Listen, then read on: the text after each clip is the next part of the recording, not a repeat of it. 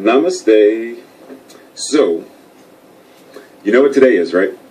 March 25th. You know why that's significant, right? Well, let me give you a hint.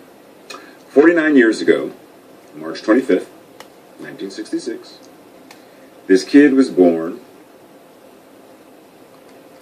and went through a very interesting life where there was a lot of self-hatred, self-abuse, very risky behavior, with the subtext and subliminal messaging of maybe one of these times when I do something that's very reckless, I'll end up dead.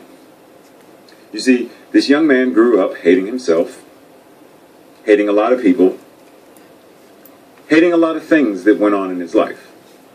And as a result of that, did a whole lot of things that weren't the smartest, weren't the wisest, weren't the most intelligent, weren't the most loving or self-loving.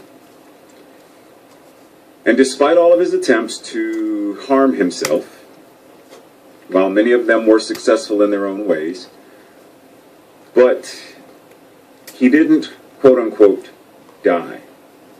So his prayers that God would kill him in his sleep, or somehow grant him the lucky chance of being hit by that one car that would end it all, painlessly, but quickly.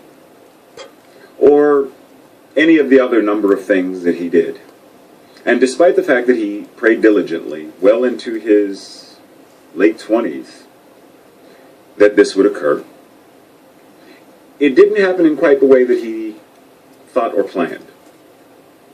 You see, metaphorically, spiritually, emotionally, metaphysically, alchemy did occur. He did die.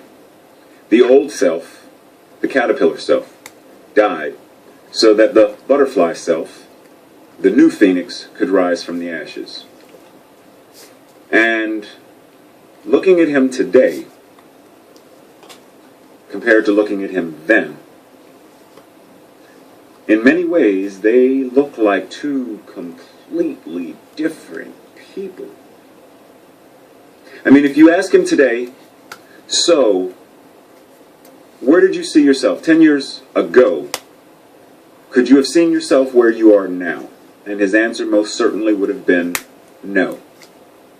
Now, while somewhere in his life he did hope for better, he did want things to get better, there was the slight itch, the ache that said, what?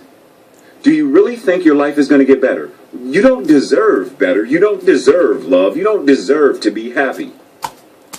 And yet, despite all of that, and 10 years later, you ask him now, so what's up?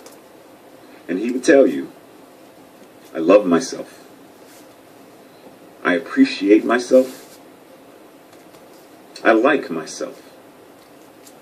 And I'm glad that despite all of that reckless behavior, I didn't die. Now, who knows what tomorrow will bring? Because we never know when the physical body temple will make its final breath and the spirit will return back to the one. We never know. But if you ask him, so do you think if you were to die today, that you could die happy? And he would say yes. Now, there are a lot of things that he still wants to do. There are a lot of things he still wants to accomplish. A lot of people he still wants to meet and create with and collaborate with and synergize with for the purpose of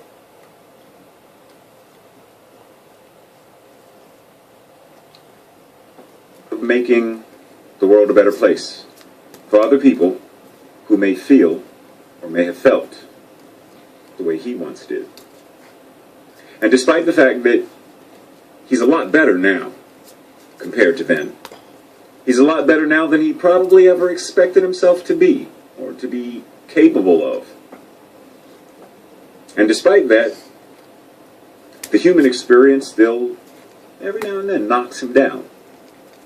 But see, the difference now is he has greater tools, greater desire, greater passion, and greater bliss, greater connection to the divine that gives him the ability to stand again. You know, it was Les Brown who said, when life knocks you down, fall on your back. Because if you can look up, you can get up. So you see, 49 years, and any time he gets knocked down, if he can't roll out of it, then he falls on his back so that he can look up. Because if he can look up, he can get up. And if he can get up, he can crawl. And if he can crawl, then he can walk. And in time, if he walks, he can run. And in time, if he can run, then he can fly. So today, March 25th, is his birthday. So from me to him, Ray, happy birthday. You deserve, you have earned, and you are worth everything that at one time you thought you weren't. I'm glad you're you.